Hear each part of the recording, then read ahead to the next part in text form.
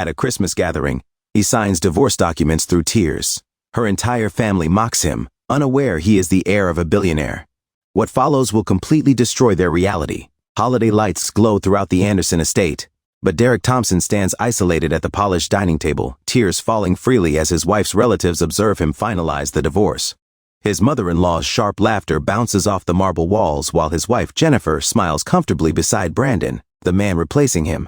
The people he once called family celebrate his ruin like a festive victory.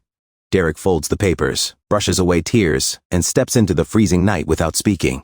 None of them realized the man they shattered was a billionaire's son. None of them imagined the ink drying on those pages would soon wipe out their entire world. But what kind of man accepts humiliation without protest? What kind of forgotten nobody walks away from betrayal carrying unseen wealth? And what happens when those who laughed hardest discover they applauded their own downfall? The chandelier bathes the Anderson Christmas party in warm gold, but Derek sees nothing through his tears. His hands tremble as he grips the divorce papers Jennifer shoved toward him 10 minutes earlier. The legal pages feel impossibly heavy, yet he senses every pair of eyes waiting for him to complete the spectacle. Sign them, Jennifer's mother, Patricia Anderson, snaps from across the room, her champagne glass reflecting the massive tree's glow. You've wasted enough of our time, Derek. Derek can barely see the signature lines through the tears. 3 years of marriage end publicly before his wife's immature family. They're all dressed in tailored suits and luxury dresses while he wears the same coat he's owned for 2 years. But clothing is the smallest divide between them. The Andersons represent inherited wealth, the kind that treats poverty as a personal failure. Derek had convinced himself Jennifer loved him despite it. I still can't believe you married him, Jennifer's brother Thomas mutters loudly, his words slicing through the Christmas music hidden in the walls. A community college dropout working in accounting. What were you thinking, Jen? Jennifer stands beside Brandon Mitchell, her fingers already laced with his as if Derek never existed. Her smile shows no regret, only relief. I was young and foolish. I thought he'd become something, but some people are born average.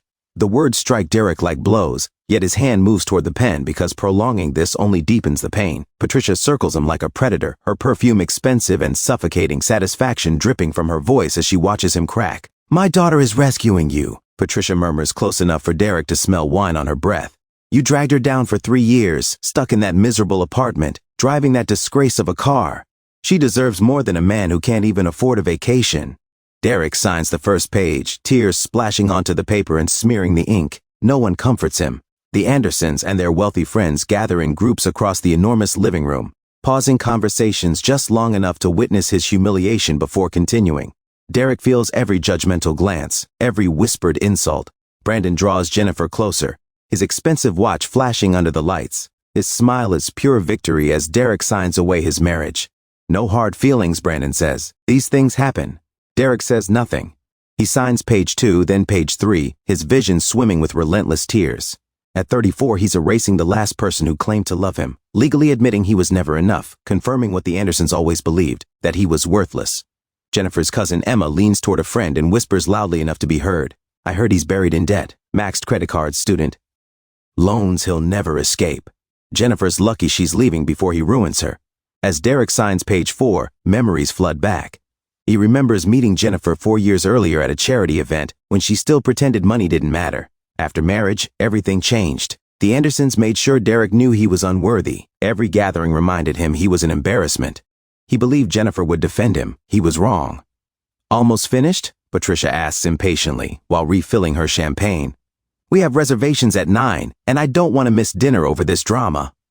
Derek signs the final page, his hand cramping from gripping the pen. It's over. 3 years dissolved in ink and tears. His marriage ends before an audience that never wanted it. He rises slowly, legs unsteady, forcing himself to meet Jennifer's eyes one last time. I hope he makes you happy, Derek says quietly, his voice breaking. Jennifer doesn't hesitate. He already does. He has ambition, a future. He's everything you'll never be.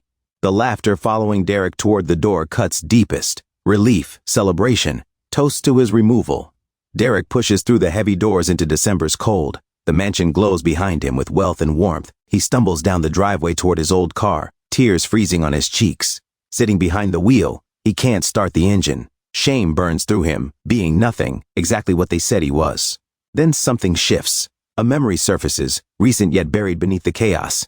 3 weeks earlier, the flashback crashes over him. 3 weeks ago at St. Catherine's Hospital, Derek's mother Sarah worked her shift as a private caregiver in the executive wing. She'd been assigned to a new patient in room 847.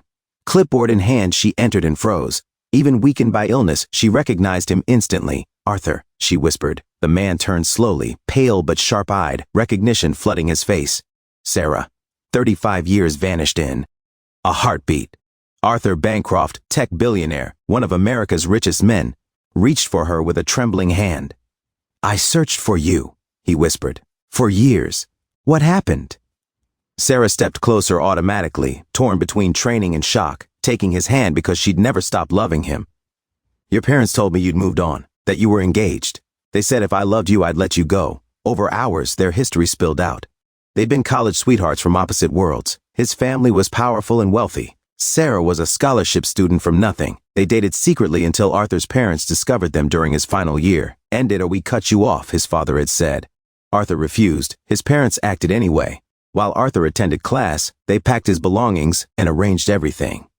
That same evening, Sarah went to his apartment, heart racing. She had news that would change everything. She was pregnant.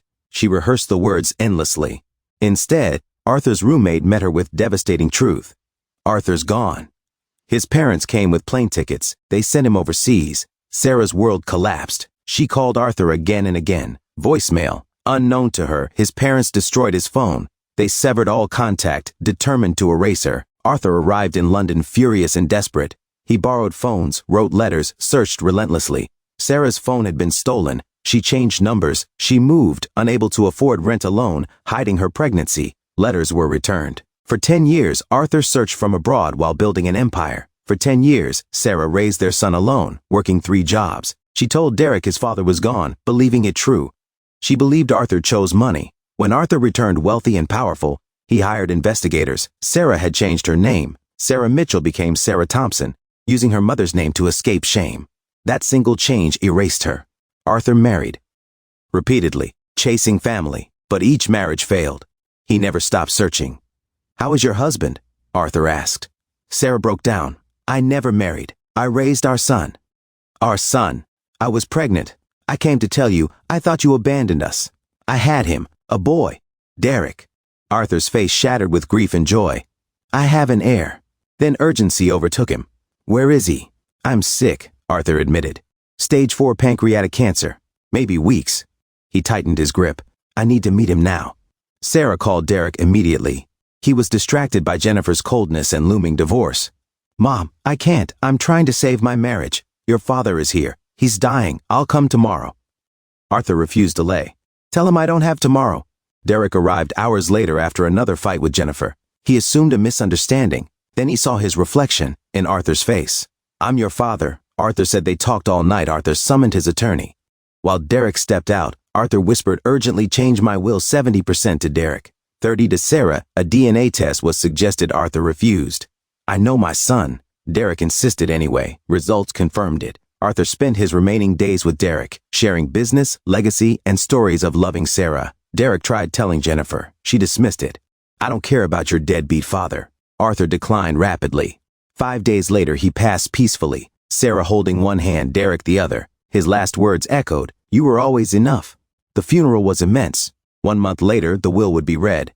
The memory releases Derek back to his car. His father is dead. His marriage is over. He drives away changed, keeping the truth hidden. Let them celebrate. 3 weeks pass. The divorce finalizes. Jennifer flaunts her engagement. Derek remains calm. The will reading arrives. Numbers shatter the room. Derek inherits billions. Proof is airtight. The board welcomes him. Jennifer soon learns the truth, and everything begins to fall apart.